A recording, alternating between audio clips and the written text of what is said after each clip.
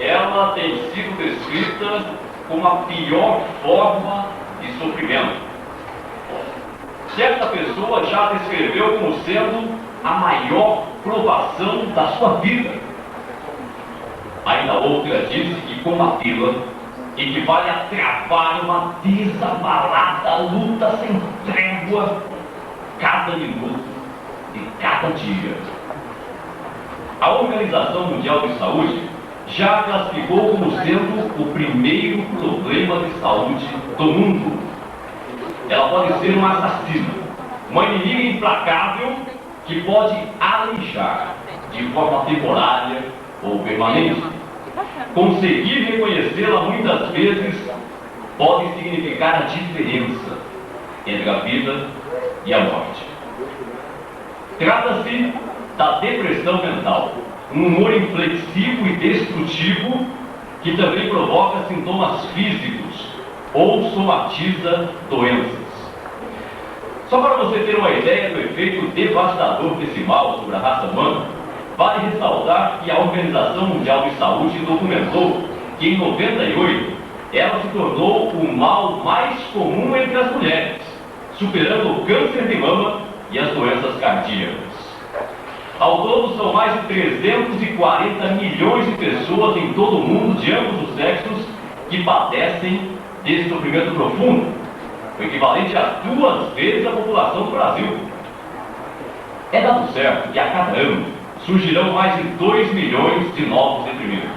Só no Brasil, há mais de 10 milhões de sofredores patológicos.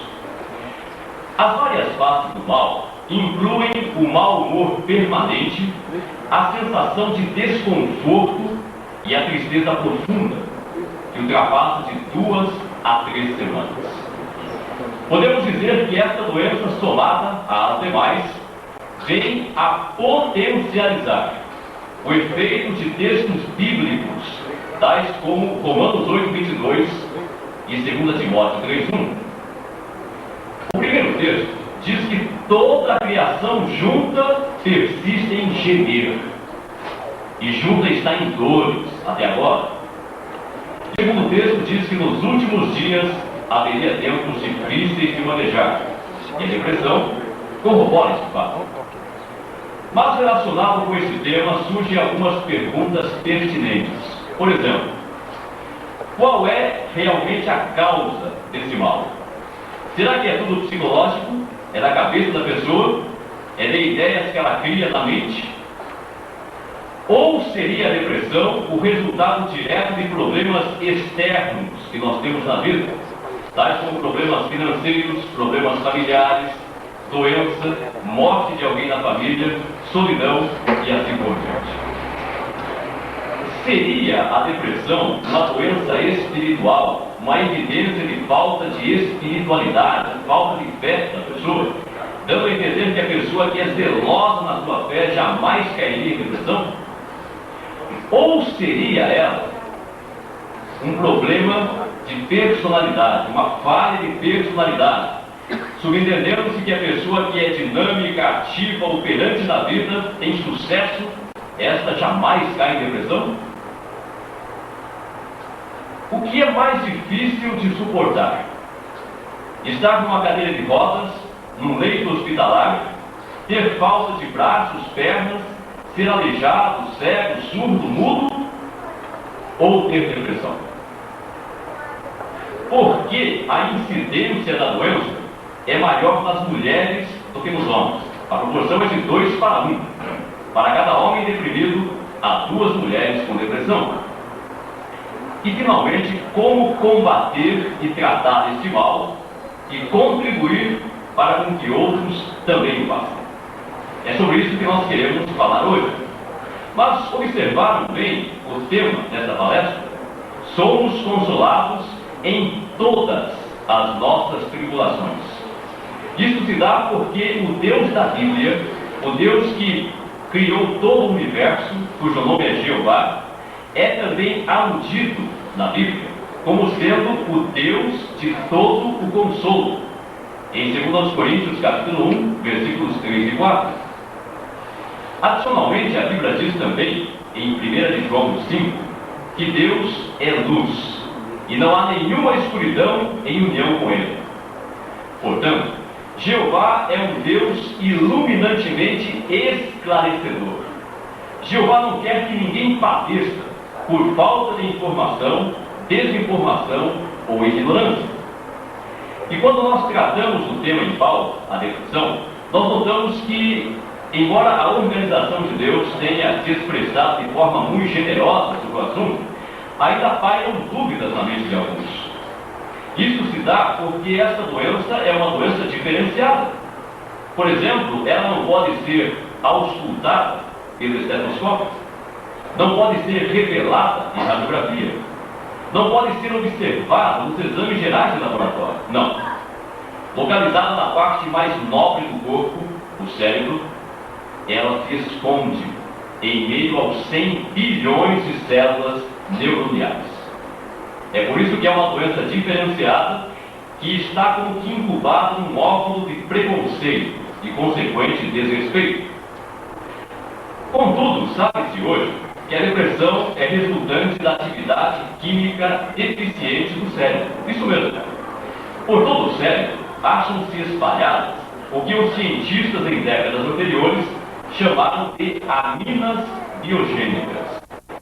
São compostos de aminas biogênicas. São compostos químicos que se localizam especialmente no sistema límbico do cérebro, o sistema que tem muito que ver com as emoções. Transmissores, ou seja, carregam impulsos elétricos de uma célula para outra no cérebro. Entre estes neurotransmissores acham-se a dopamina, a norepinefrina e a serotonina. Em especial este último, o hormônio cerebral serotonina, é responsável por relaxar o corpo. Então a serotonina relaxa o corpo. De modo que pequenos distúrbios no equilíbrio desses neurotransmissores provocam efeitos significativos no pensamento, no comportamento e até no sistema imunológico da pessoa. De modo que a depressão é uma doença comprovadamente fisiológica. É uma doença física. Ela não é menos física do que o diabetes, nem mais mental do que a enxaqueca. É uma doença tão física como o resfriado comum, tanto que em épocas passadas ela foi chamada de resfriado das doenças mentais, por ser tão comum. Podemos dizer que a pessoa deprimida, ela tem um baixo nível de neurotransmissores, ou seja, no cérebro dela, estes não são produzidos em quantidade suficiente, ou são destruídos em excessiva rapidez. Então podemos até ilustrar a situação com uma pessoa que está com muita fome. Imagine uma pessoa que está faminta e que, em resultado desta fome, vem a apresentar alguns sintomas físicos, como por exemplo, vertigem, e também sintomas comportamentais, como irritação e nervosismo. Pois bem, diria que tal pessoa está com um problema psicológico, que é tudo invenção da cabeça dela? Ou será que é um problema real? Falta de alimentos? Pois bem, a grosso modo, pode-se dizer que a depressão é um sintoma da fome que o cérebro está passando por falta de neurotransmissores. Então é como um carro que está sem combustível. Não adianta você ficar dando a partida no carro, só vai arriar a bateria. De modo similar, não adianta dizer para a pessoa faminta que ela tem de ficar animada, pensar de modo positivo, ver a vida com alegria. Não adianta. Dê comida a ela que ela ficará boa. Do mesmo modo, não adianta dizer para a pessoa deprimida que ela tem de reagir, que ela tem de se esforçar, pensar de modo positivo. Não. O cérebro dela precisa produzir mais neurotransmissores. Só que nesse caso o problema não é tão fácil assim de resolver. Por exemplo, não é possível ir até um supermercado e fazer uma cesta básica de neurotransmissores e entregar para a pessoa doente. Não. Isso tem que ser produzido pelo cérebro dela. Então, como resolver o problema? Sobre isso falaremos daqui a pouco. Mas, nessa mesma linha de raciocínio, deve-se sublinhar que a depressão é também uma doença hereditária. Isso mesmo. Pessoas que têm problema de depressão na família, pais, tios, avós com depressão, têm maior probabilidade genética de incorrer na doença durante a vida. Podemos até ilustrar a situação com pessoas que nascem materialmente pobres em comparação com outras que nascem materialmente ricas. Você há de convir comigo que a pessoa que nasceu materialmente pobre tem maior probabilidade durante a vida de incorrer em dívidas em sentido financeiro e até mesmo de acabar na lista da assistência social do que aquela que nasceu materialmente rica. O ponto em questão é que a pessoa deprimida nasceu não materialmente, mas emocionalmente pobre. E por ser emocionalmente pobre, ela tem maior probabilidade durante a vida de incorrer em dívidas em sentido emocional do que a pessoa que nasceu emocionalmente saudável. É como o limite de um cheque especial. A pessoa que é depressiva, ela tem um limite muito pequeno na sua conta do seu banco de saúde. E quando ela passa por um grande revés na vida, uma grande ansiedade, estresse, tensão emocional, ela não tem de onde tirar fundos. E ela fatalmente irá cair em depressão, porque o seu banco da saúde não vai pagar a conta. Então é uma doença hereditária. Agora talvez você diga o seguinte: olha, eu conheço alguém que durante décadas nunca apresentou a doença. Aí morreu o cônjuge dessa pessoa, o marido ou o esposo, e a pessoa caiu em depressão profunda.